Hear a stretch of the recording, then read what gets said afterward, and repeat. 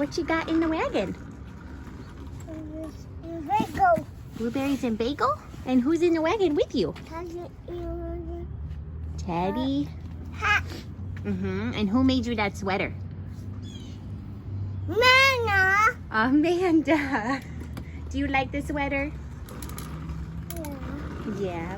What does the sweater have on it?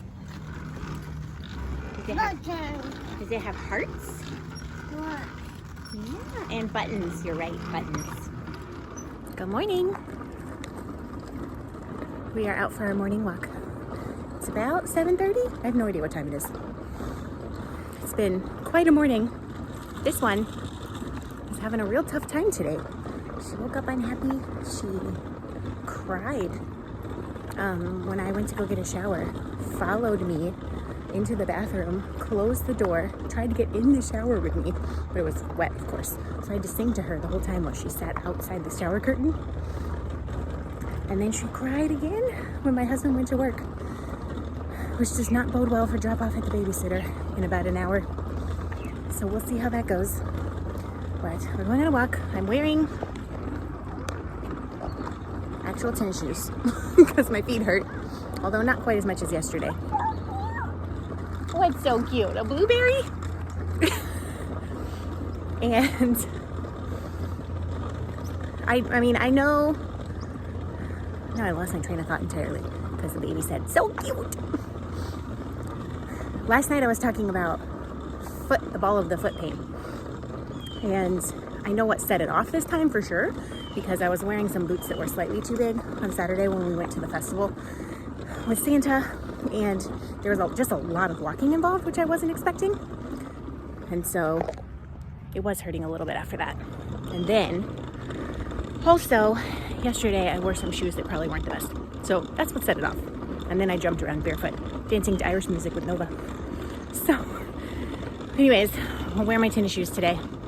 See if that helps. I just wanted to share a couple of recommendations because some of y'all left recommendations in the comments. That there's little foot gel pads to put under the bottom of the ball of your foot. So I'm probably gonna get some of those. And then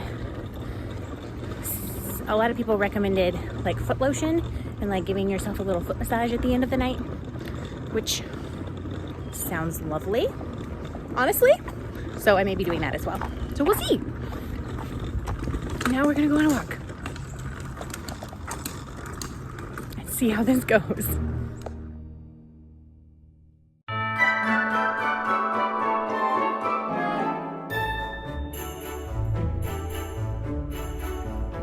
That was so cute.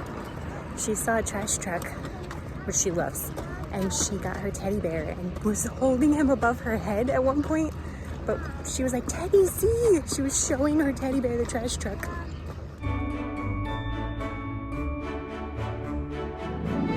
Magically, it's 2 hours later. That feels like it went by in the blink of an eye. I easily could have sat there for another 2 hours. I have been typing my fingers off for the last whole time I was at Starbucks. I got kind of a rough draft for this weekend done, and I've started working on January, which really, really needs to happen. And one of the things we're doing in January is I'm going to preach a series of messages on Richard Rohr's book, The Naked Now, which he is a Catholic, I want to say like contemplative kind of mystic person. Like he would find him in a monastery, thinking deep philosophical thoughts about God and faith and humanity all day long. That's what he does. And he has written a lot of books. I find his stuff a little heady, meaning that the average person is not just going to pick up his book and just read it straight through, because it really requires some deep reflection. But his concepts are so revolutionary to me, and maybe they're not revolutionary, maybe they're just really wise. So we're going to do that in January. I think it would be a really good way to kick off the year. And the whole book, The Naked Now, is about practicing being present in moments, and that is actually what faith is. Faith isn't so much about the future, it's about God, experiencing God now. Anyways, one line that really stuck out to me today when I was reading, and it was like, if you are, I'm paraphrasing, if you're present in the moment, then you're not in your mind. And if you're in your mind, then you're not present, or something like that. And I was just like, dang, like that's so true. Because how often do we spend time overthinking everything and then we're just missing our moments? And then in the moments where we truly are peaceful and present in the moment, we're not thinking at all, usually. So I thought that was pretty cool. I have to get the baby. I'm going to try to put her to bed a little earlier today. She's been taking a long time to fall asleep for her naps, like really randomly, and I think maybe we're keeping her up too late and she's getting too tired, but it's hard. It's hard to know. It's a guessing game. And then I will find something to eat, because currently today I've had half a bagel, 3 peanut butter balls, and some dill pickle chips, which on the positive side, I have eaten 3 things. So my blood sugar has been fairly stable this morning, which is really wonderful. I have not skipped any meals or snacks. But on the maybe more unhelpful side, none of that food really is going to stick with me other than the peanut butter ball because of the peanut butter. And I need to eat something that maybe will support my stomach and gut health. So what I'm saying is I need a vegetable. So I'm going to try to cook something after Nova goes to sleep. Nova, what did you eat for lunch today? Okra. What? Okra. You ate okra? Okra. Oh gosh. I don't think you ate okra. I think you ate mashed potatoes. What else did you do? Okra. Okra? You don't even know what okra is. That has never been inside our house. No. Because mommy doesn't love okra. Oh, gentle, gentle. Yeah. That is a sign. It was holding a sign saying this house was for sale. But they took it down because someone bought the house. Someone will be moving in soon.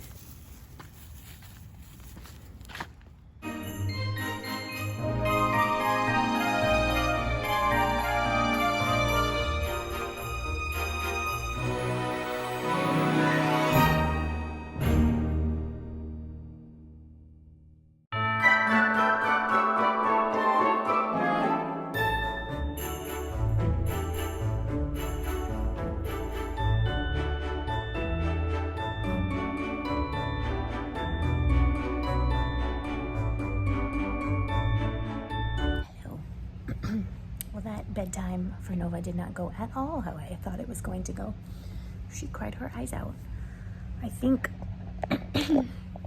part of the developmental thing she's going through is she's suddenly realizing when she goes to sleep that that's like actually separation.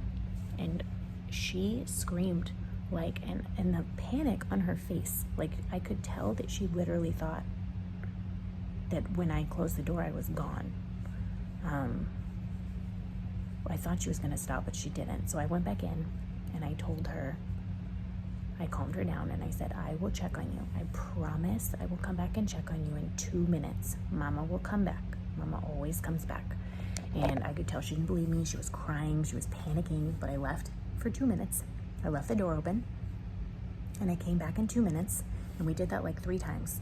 And after the 3rd time, I could see her like start to calm down, like, okay, I know when mommy says she's gonna come back, she's gonna come back, and I'm not alone. And every time I was like reassuring her, like, I'm still here even when you're sleeping. Mommy's always here.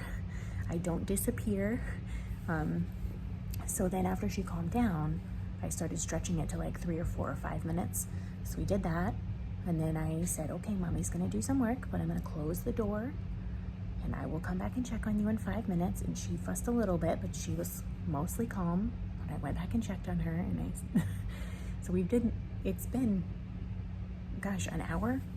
She just went to sleep. After she was completely calm, and like I could tell she finally believed me that when I said I was gonna come back, I would. I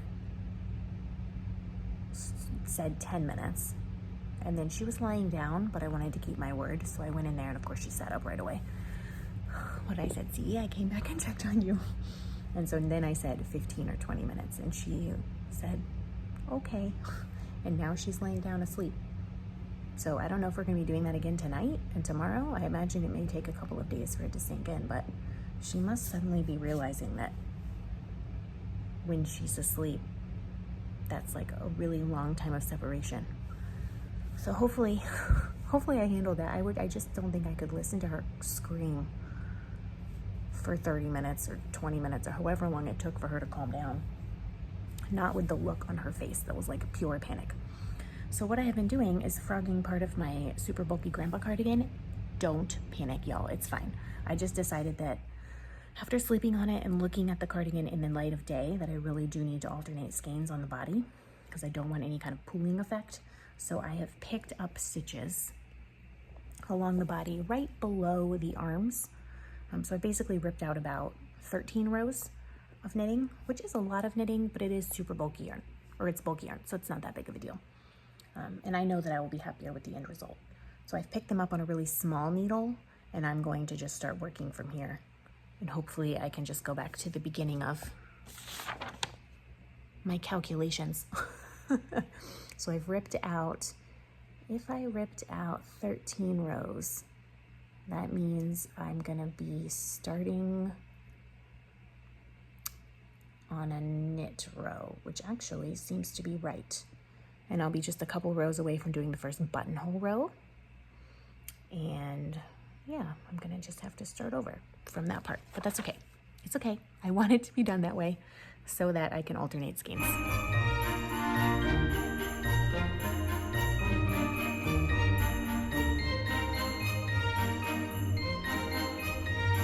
So the baby is sleeping.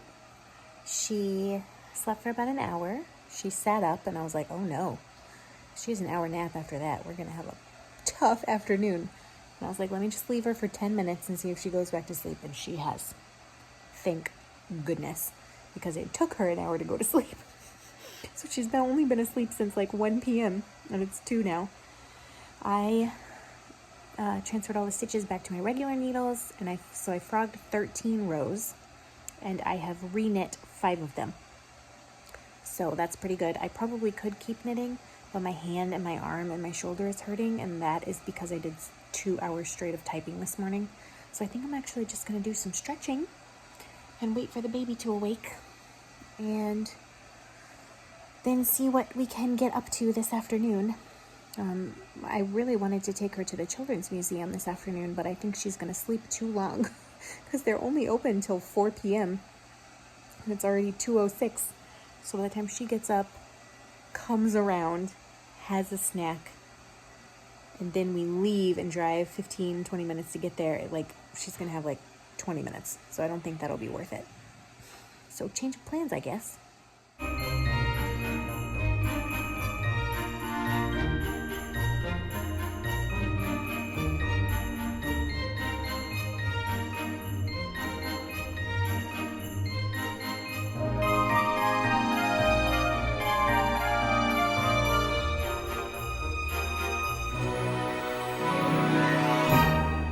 Where are we going, Nova? Mazzaros. Mazzaro's. And why are we going to Mazzaro's? What are we going to get? Present. A birthday present? And whose birthday is it? That present. Don's present. Our friend Don is having a birthday today. Yeah. But we'll give it to him on Thursday. Cookie.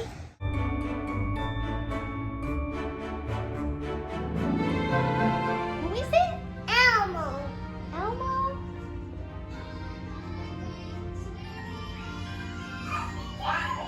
Abby Cadabby?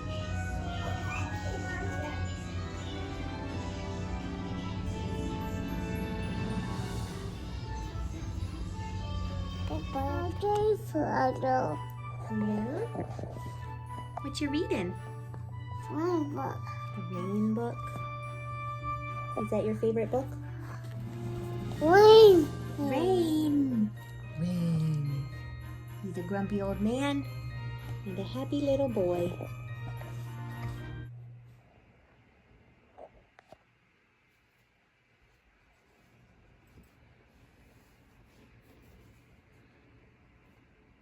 Hello. I am on the couch. Everyone's in bed again. Just me, always the last one up apparently. It's 9 p.m. so I'm almost about to sign off. I'm just gonna add one square to my Crochet Memories blanket. I added this square last night and this square, maybe I added this square this square before and this one last night. I don't remember, but I'm gonna add another one right here. And it will grow slowly, slowly. It's very pretty. I am back to this where I was on the Super Bulky Grandpa cardigan before I frogged 13 rows. And you might be like, oh my gosh, 13 rows is a huge amount of knitting. Not really. I mean, yes, it is time consuming, but I have had 2 hours since Nova went to bed. And I did take a lunch break earlier today. So all of that time equaled that amount. And I'm alternating skeins and I'm much happier with it. So I feel like it was definitely worth it, especially because it's bulky weight yarn. If this were fingering weight yarn, I'd probably be crying right now. But it's not, so we're fine. And I think I'll have enough yarn. It was about 2 ounces that I frogged. That was, I want to say 14 or 15 rows total. And I have to get 60 body rows on my gauge before the hem. So if I can get 15 rows per 2 ounces, that means 1 full ball of yarn will almost finish the body. I just have to do the hem, and that will still leave me 2 full balls of yarn, 8 ounces each, to do the sleeves. Plus I have an extra little bitty skein, so, and my swatch that I could still unravel. So I think I will have enough yarn to finish the sweater and probably have leftovers. I may not even touch that extra skein. I did wash my swatch from last night for the Follow Larry top. This yarn is definitely acrylic. I melted the end of it and I was like, is it acrylic? Because I couldn't tell. And then I did like a random scrap of yarn that was on the floor that Nova had, and that did the same thing. And I was like, huh. So then I pulled out an end off of one of these and I burned this end and it smelled awful because burning hair does not smell good. So pro tip, if you're trying to figure out if your yarn is acrylic or animal fiber, if it smells horrendous, like burning hair, that's real. This is acrylic for sure. I have not steam blocked it or anything. It just went through the washer and dryer. I really like it. It's like slightly fuzzy. I like the gauge that I got, and I think it will be stretchy enough and dense enough still to be a really pretty garment. So I just need to measure this and work out what size of the pattern I will be making, because as I said, my gauge is tighter and my yarn is smaller than the pattern calls for. Nova is a sleepy baby. She went to bed at 7, and I did the same thing that I did for her nap time today, because she, first of all, cried her eyes out in the bath when I wasn't there. Josiah always gives her a bath. Then we were in her room and we were gonna go see Christmas lights tonight, walk around the neighborhood with her in the wagon, and she didn't want to go. She said multiple times she didn't want to go. So I said, okay, no problem. We'll stay here and read books. Daddy's gonna go for a walk. So Daddy went for a walk, and about 2 minutes later, cried her eyes out.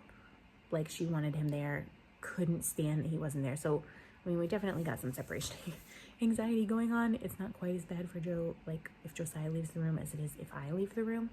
But I did not want to do that to her. And I also wanted to have a pleasant night. I know that I will just be so upset if I just leave her in the room and she just cries and cries and cries. I just can't handle that right now. So I did exactly what I did for her nap time. I said, I'll come check on you. But I made the increments a little bit longer this time. I said, I'll come check on you in 3 minutes. And she cried for almost the full time, the first 3 minutes. And I came back and I said, listen, I promise you that I would come back.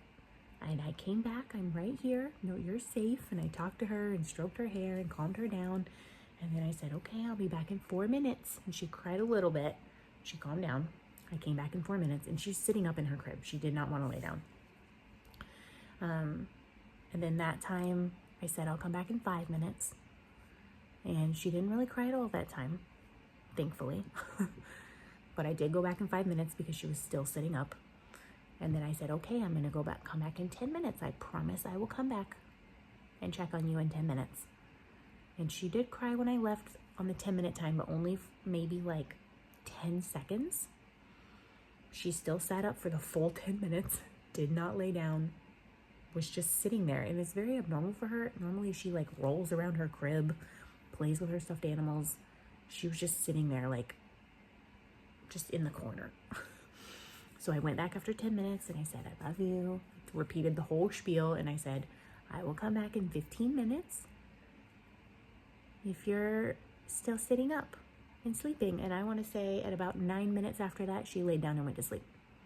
But honestly, total probably 5 minutes of crying instead of 45 minutes of crying. So that just felt a lot better for me. And I just am thinking about Vlogmas last year when she was just screaming for an hour before bedtime.